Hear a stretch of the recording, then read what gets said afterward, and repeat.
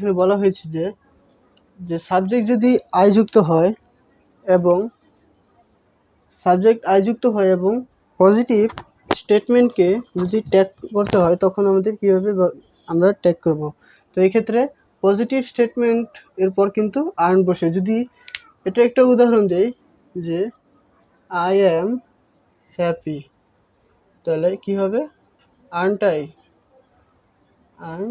I, অর্থাৎ আইটা এখানে সাবজেক্টের কাজ করবে আর এখানে এম এর পরিবর্তে কিন্তু আর্নড বসবে।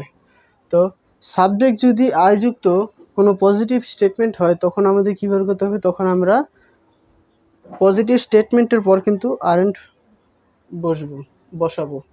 এরপর 13 নম্বর নিয়মে বলা হয়েছে যে দেয়ার সাবজেক্ট যুক্ত পজিটিভ স্টেটমেন্টকে ট্যাগ করে নিও। অর্থাৎ সাবজেক্ট যদি দেয়ার থাকে তখন তোমরা